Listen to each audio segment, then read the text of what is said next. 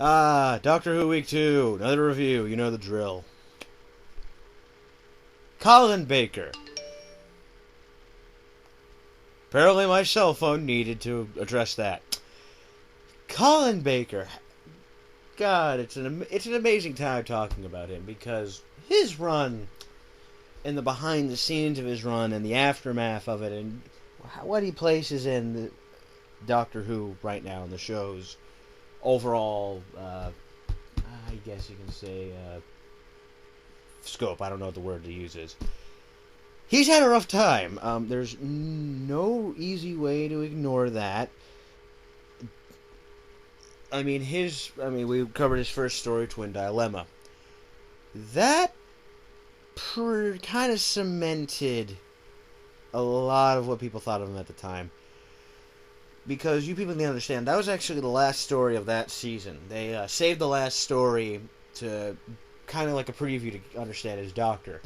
The thing is, the story would, of course, result in crazy hijinks, and it really scared a lot of people off. And giving them a few months to really think about how awful they thought it was didn't help. Now, I personally do have had fun with Twin Dilemma, as I said in my review. But I will agree, again, it's not a perfect story. There's a lot of crap, and not to mention, I think part of it is pity on Colin, because he was acting his heart out, and I thought he was having fun, and it translated to me having fun.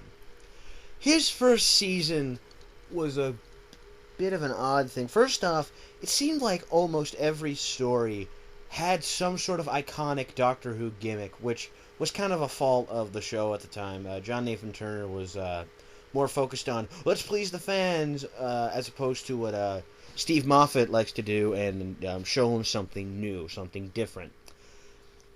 I mean, his opening story for that season was a Cyberman story. And then you had stories involving Time Lords, the Master, Daleks. A multi-Doctor story featuring Patrick Troughton. It was really pulling on fan love to try and salvage it. And that's not a bad thing. I mean, I get giddy when I see that stuff. But the thing is, it's not trying to do new things. It's just relying on old things. Vengeance on Varos, which is what we're covering today, is probably the only example of them trying to do something completely different. Not just on not relying on some of the more standard things the show has, like, it's recurring villains, but doing something that's just completely different. Somewhat. The story also features a very strong thing about, I guess you could say, this run. That falls to a key man named Eric Sayward, who was the script editor at the time, and he was basically a big proponent of bringing in violence. But at least showing that it's not good, that there's consequences to violence. Sure, it went a little over the top, but he at least tried to make the point that violence is a bad thing. He wasn't supporting it or proving it was good.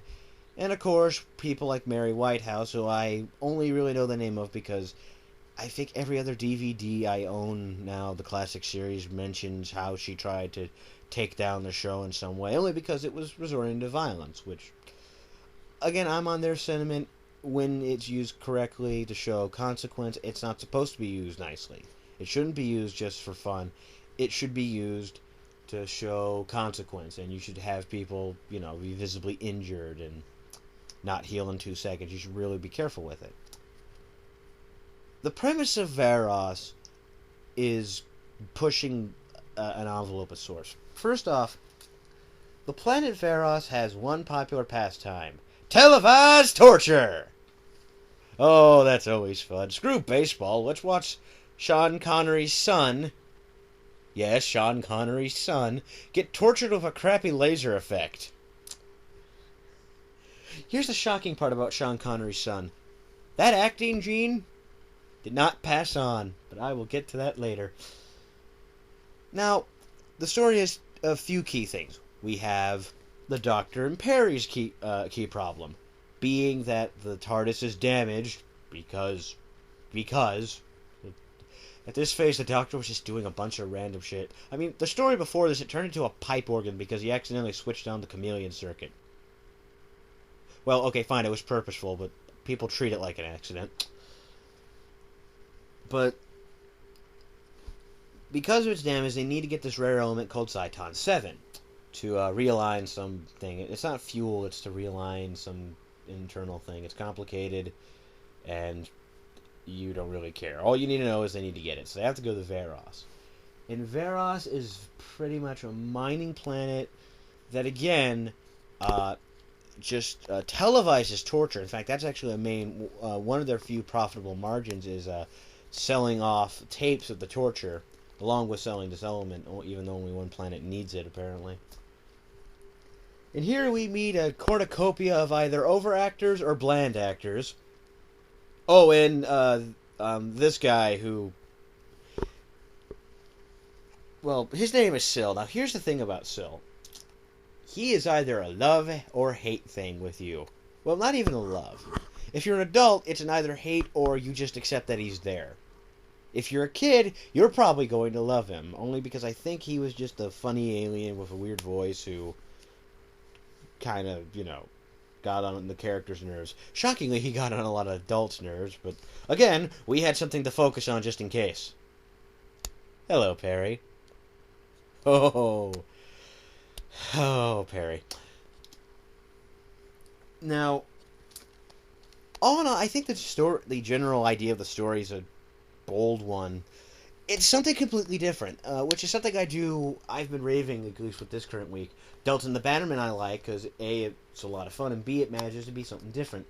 Vengeance on Varos, I manage to have the same thing. It's different, but it actually has a slightly bleaker side to it. There is a good amount of death in this, shockingly enough, in the story where they feature televised torture. But again, it's all played pretty well, and again, they're not. Besides the audience, who we're only given these two, who honestly come off a lot like a prototype of the married couple from Married with Children.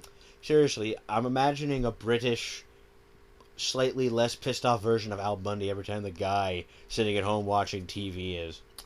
And that's another thing. I like those two. In case I've gone ahead of myself, let me explain.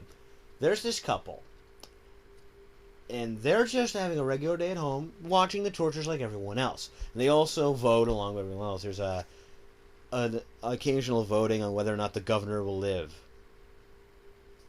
I just gave all of you saying Torum haters a really awesome dream, didn't I? But literally, they're just buttons next to the TV, and they just press one, and, you get wacky decisions like whether or not the governor will live. Or, in this case, you get shot with a laser and somehow survive. Plot convenience. But through this is kind of, it's a bit of a rough society, because obviously, what they do to pass the time, but in a way they're kind of slaves to it, because they need to sell the Zyton 7 that they mine to this company, who represented by Syl here, who I don't hate. I kind of have a small fondness for him. I think it's only because the actor's having so much fun, obviously, that I'm kind of just feeling like I'm getting kind of a good feeling from him by osmosis, I guess.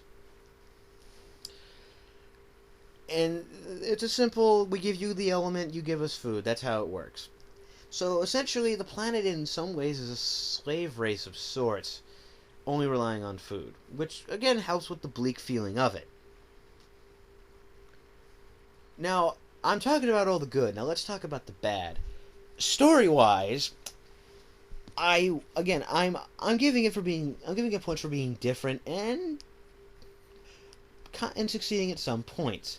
You get the idea of, the rough... You get the roughness of living in this place. At least when you're hanging out with the governor and all the people at the torture dome. And with the rebels trying to escape. Another thing I like, again, with that couple is... Because from what I've seen of Classic Who, and from what I understand, there's... this backs up my claim. We really don't see day-to-day lives before in any real aspect. And another thing that's great is these guys have no direct influence on the story. Besides, them voting when the vote comes up. But again, it's only their perspective. And another thing is they never interact. In fact, all the other actors never met these guys. Only met these guys when they did the script reading, and never saw them again. All their scenes were recorded on, I think, the last day and edited in later, which is good. I love how they help out the story, but yet they're so indirectly involved. But the weak part is, I don't know. I think there's just some holes in logic and some goofy parts, mostly with some of the torture. Now, again, it's being all cool and sci-fi, and we get some strong moments, like the Doctor, using his mind to escape it, which is good. Colin Baker I really love him in this one.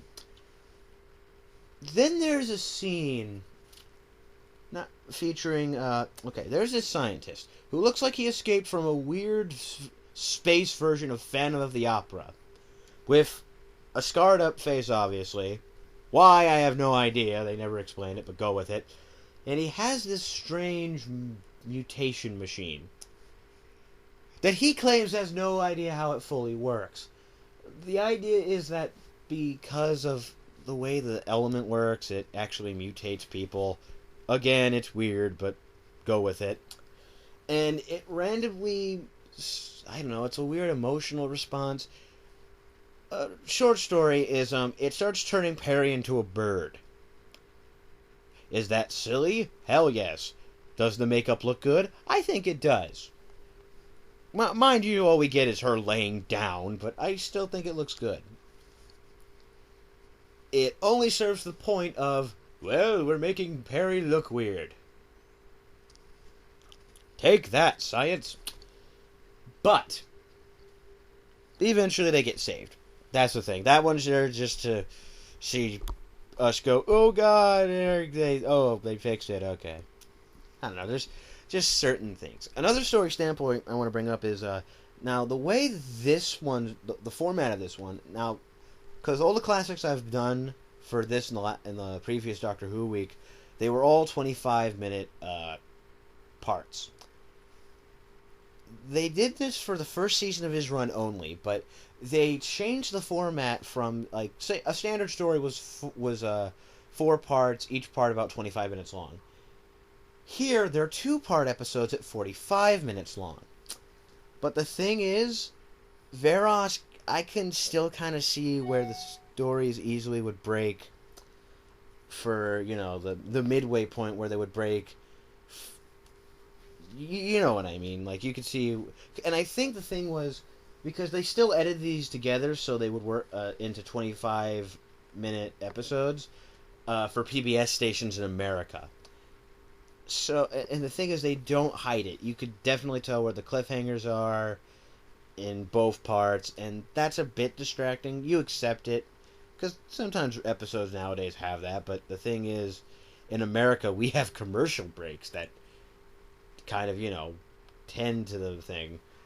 That just doesn't work the same way, because you're so used to it in the original format that it's kind of odd. Visually, it looks cheap, but it kind of helps the atmosphere of this planet and the grimness of it.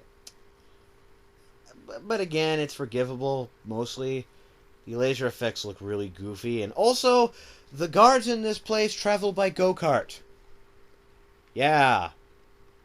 If you're like me, the Mario Kart theme starts playing anytime they try and chase someone at 5 miles an hour.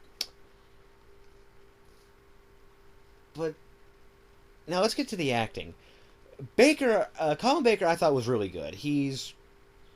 I think at this point he personally found a good balance between stubborn and caring, and you're not annoyed with him. And that's the thing with him; he's an acquired taste on the TV show front. I will say this to Peri: she's not annoying in this story. She's playing the innocent girl afraid for her life as usual, but there is a plus. She is not threatened to get molested by anything. You think the guy in the Phantom of the Opera mask would easily do that, but no. Instead, the worst that happens is She has to go through this situation. I'm going to turn you into a bird lady because I can. I'm not saying he sounds like that, but he acts over the top. Oh, and also, this guy, who I don't remember the name of, I only kept calling him Baldy McGiggles, slaps her. So the worst that happens is she gets physically abused. Still a plus. And then the rest of the cast. The governor's pretty good. Phantom of the Opera is goofy. And everyone else is just weak, especially the two rebels we're following. Again, they're just really weak. They don't leave much of an impact. And